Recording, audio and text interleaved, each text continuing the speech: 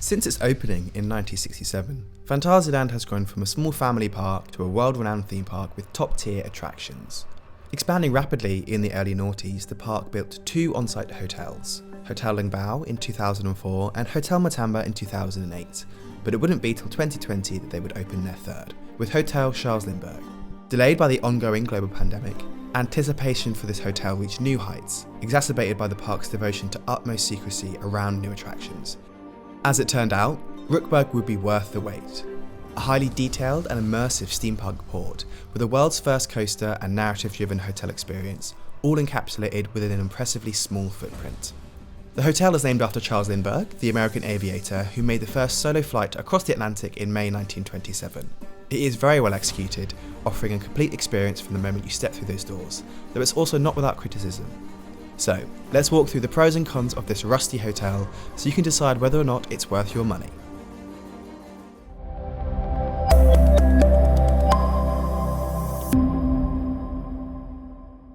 After thoroughly enjoying our stay at Hotel Matamba, we checked out, moved our car to the next car park over, and crossed the road to enter the Charles Lindbergh Hotel.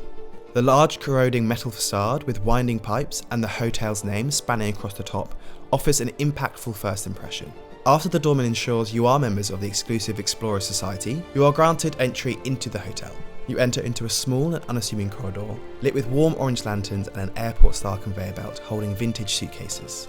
Turning left takes you towards the lobby, which is low-key but well-themed, with various aviation diagrams and articles on the walls, traditional 1900s furniture and impressive views looking out onto Fly.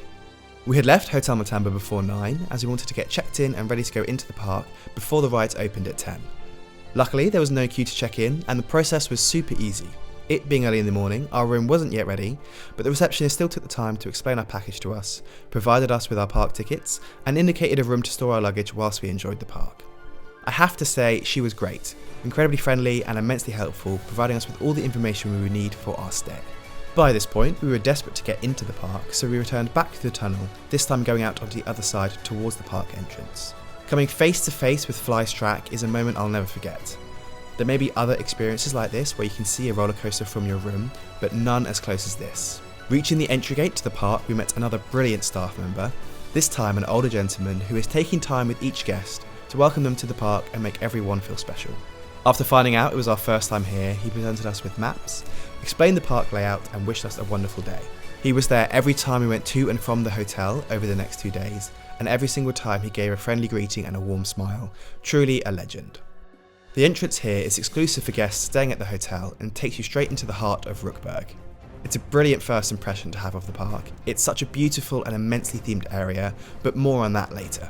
After a pretty much perfect first day in the park, it was time to return to the hotel and see our rooms. There was a new receptionist at the desk who provided us with our room keys. Again, he was incredibly welcoming. We would be staying in rooms A1 and A2, which we had just walked past as they were next to the entrance to the park. Before we get into the rooms, I want to quickly cover the layout of the hotel. Stemming from the lobby, the hotel has a sort of trident shape, with the A gate to the right, B gate in the middle, and C, D and E gate to the left. The A gate, as I mentioned, leads towards the park. The B gate is on its own tower in the middle, and then the C, D and E gate is above the restaurant and bar. Multiple bridges traverse the gaps between the arms, and each arm has multiple floors of identical pods with a total of 109 rooms, meaning it is really quite a modest hotel.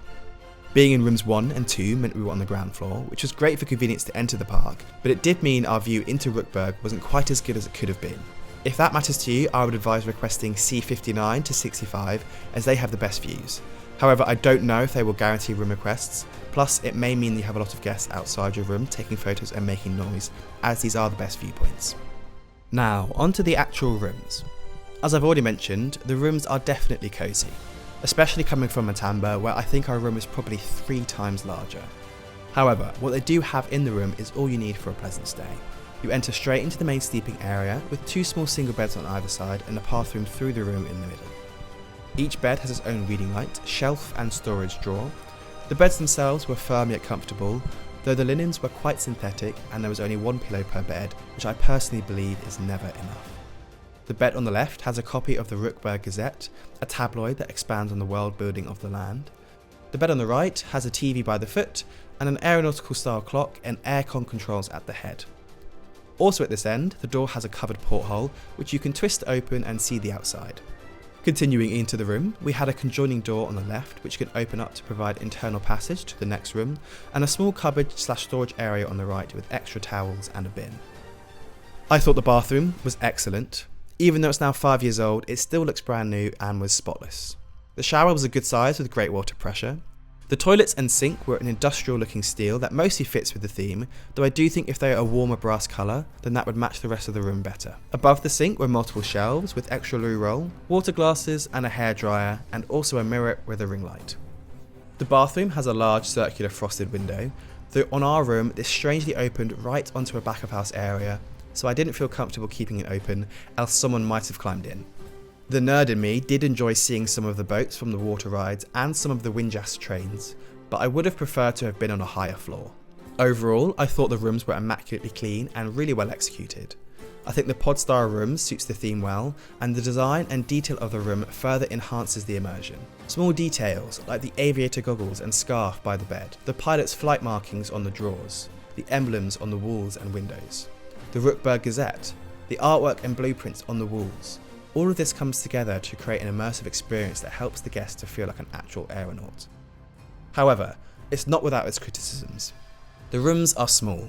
I know that's not a groundbreaking revelation, but even staying in the room by myself, I still felt a little cramped. Mostly due to the small beds, but also partially due to the noise. Soundproofing wasn't awful, but I could hear my friend's morning alarm going off in the room next door.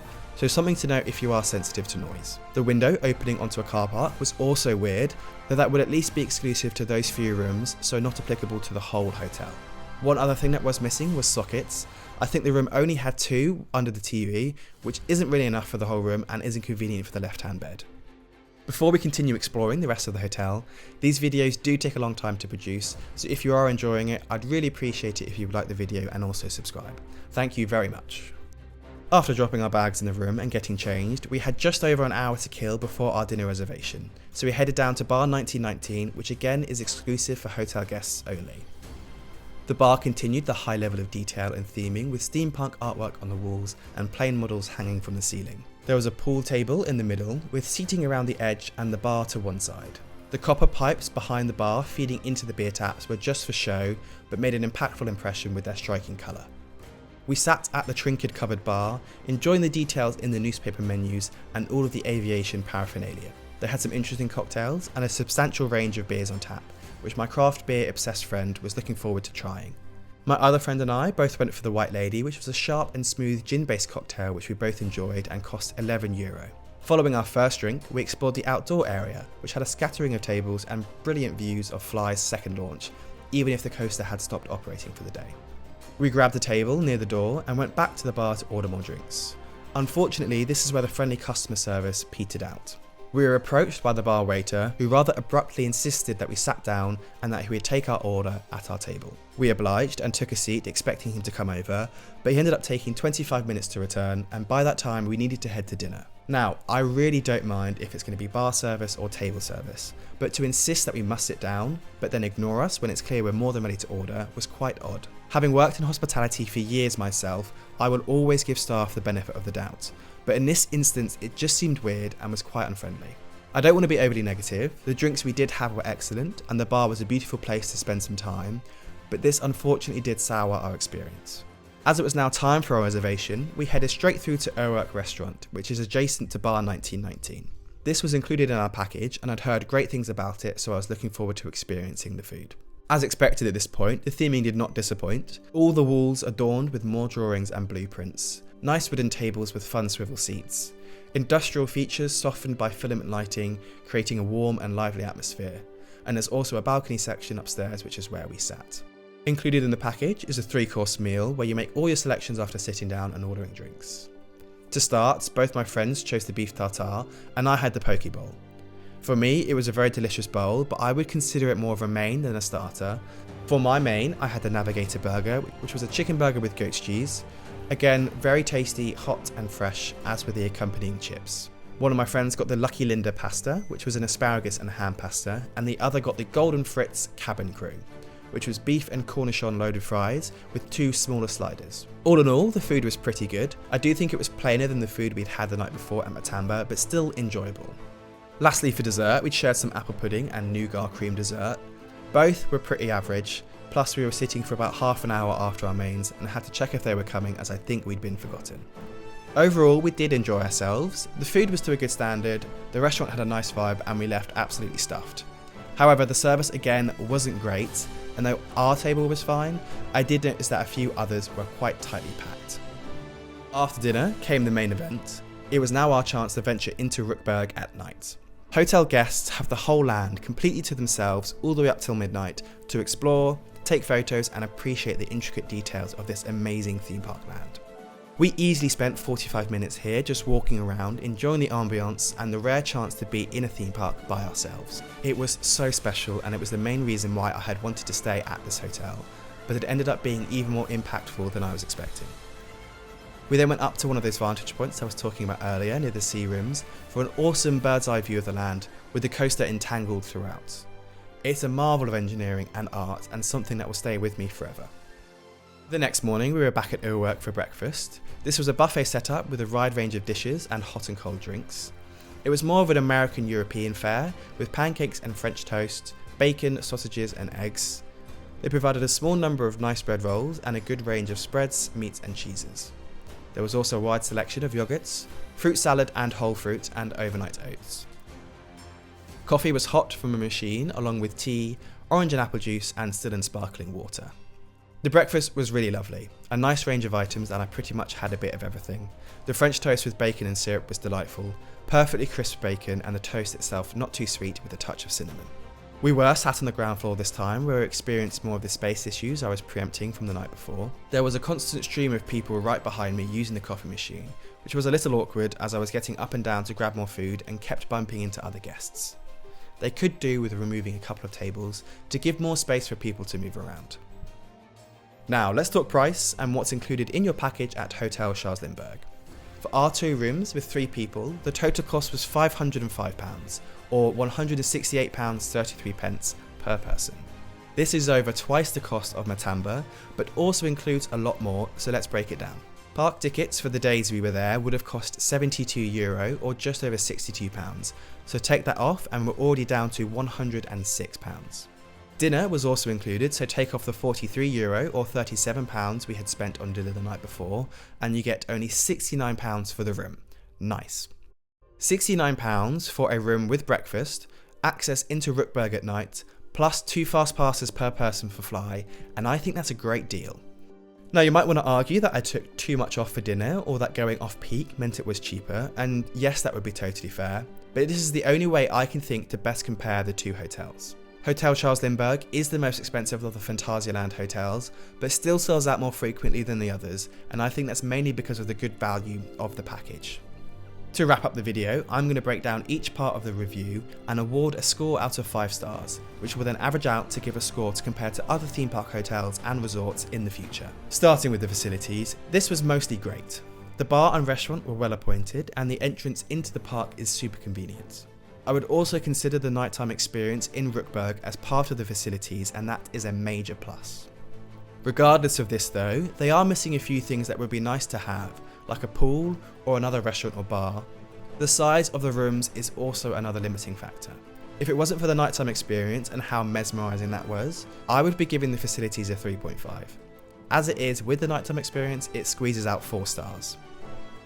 When it comes to theming, I don't think this can be anything but 5 stars. From the moment you step through the entrance into the hotel lobby, then to the restaurant and bar and all the way up to the rooms, everything is themed to perfection, with consistent materials, colour palettes and thoughtful details. The land of Rookburg is also one of the best themed theme park lands in the world, and being viewable from every part of the hotel immensely adds to the overall presentation. 5 stars. Service is the third category. If this was based on the first 3 staff members we interacted with, it would be an easy 5 stars. However, the bar and restaurant staff really let the score down, which is a shame. Overall, it'll average out to 3.5 stars. The fourth category is food. I do think the Overhyped dinner is a little overhyped. It wasn't as tasty at the offerings at Matamba, though we did still enjoy it. The breakfast was amazing. For my personal taste, it was a pretty much perfect spread. I did give Matamba 4 stars, so I think this has to be 3.5. Lastly, moving on to value. Although this is the most expensive hotel on property, as I've already discussed, I think the value for the room was much better than I was expecting. This exceptionally themed hotel, with an entrance into the park in just 30 seconds, fast passes for fly, and breakfast and dinner, plus one of the coolest nighttime experiences you could have in a theme park, all for £106 a night, is really, really good. 5 stars. This gives Hotel Charles Lindbergh an average score of 4.2 stars, which is just below what Matamba scored, forming a strong benchmark for future stays and experiences. Overall, Hotel Charles Lindbergh was a delight. The way it keeps you immersed in the story and the level of theming is top tier. The nighttime experience is something everyone should do at some point in their lives, regardless of if they're an enthusiast or not. It would be better if the rooms were larger, but I would still thoroughly recommend it, especially for those who haven't experienced it before. I hope you found my review of Hotel Charles Lindbergh useful and that you can use it to inspire your own trip to this world-class theme park. If you've already been, I'd love to hear your thoughts on this steampunk hotel or the other Phantasialand hotels down below. Thank you so much for watching and happy exploring.